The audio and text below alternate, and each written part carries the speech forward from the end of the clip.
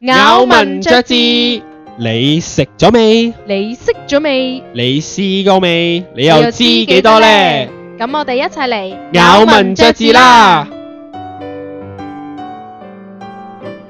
我係中鋒，我係 Kenneth，歡迎大家收聽我哋呢個嘅咬文嚼字。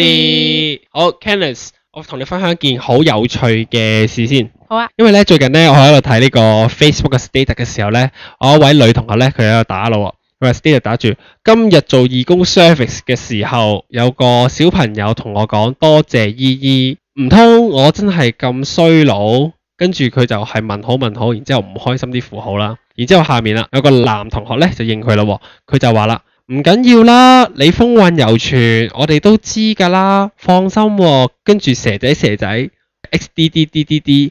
跟住咧，女同學咧就應佢嘅時候咧，就係一個開心嘅符號，咁表示佢接受咗個解釋啊，或者係中意咗佢嗰個 comment 啦。然之後咧，呢件事就到呢度完啦。Kenneth，你聽落去咧，你覺得有冇問題咧？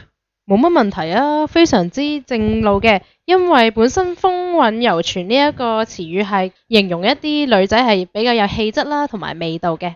啊，係啊，佢冇錯，形容女性比較有氣質有味道啦。不過問題係佢唔係形容女仔，係形容女人女士。佢係上咗年紀，可能係大概40-50歲嗰啲年紀啦，咁就會係話翻俾大家知道，雖然係到咗嗰個年紀，但係佢依然可以散發一種吸引人啦，好令人哋覺得好靚嘅感覺氣質咁樣，咁就會用風韻猶存形容呢個女士噶啦。咁所以啦，我個女同學呢，咁就淨係得18、22嗰啲嘅年紀，唔通佢咁快就可以用風韻猶存呢4個字咩？咦，咁你就要睇下係你個男仔朋友係有諷刺嘅意思，定係只係用錯詞啦？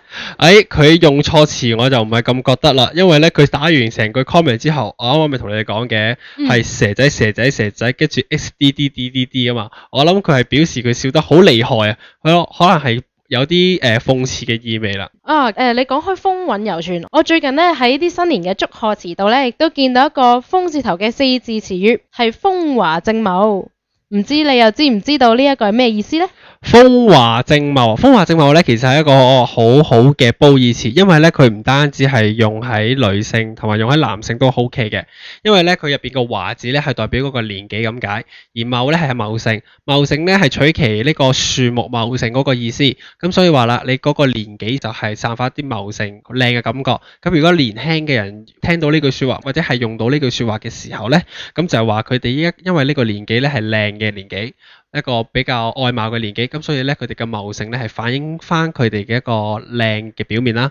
如果係一啲上咗年紀嘅人用嘅話咧，佢哋嘅茂盛咧係關於佢哋嗰個智商啊，佢哋嗰個認識嘅層面上面啦。所以風華正茂呢4個字咧，覆蓋嘅範圍咧都比較廣啲嘅，而唔係窄少少，淨係俾邊個年紀、邊個範圍嘅人去用咁樣咯。咁所以咧今年新年我哋有多一個祝賀嘅詞語啦，風華正茂。係啦，咁就好似係新年用嘅時候咧，因為有時候見到啲你講起嗰個4字嘅祝賀語咧，咁令我諗起咧，平時咧細個睇嗰啲祝賀語嘅時候咧，覺得有深奧啊。例如話生意興隆，其實都算深奧。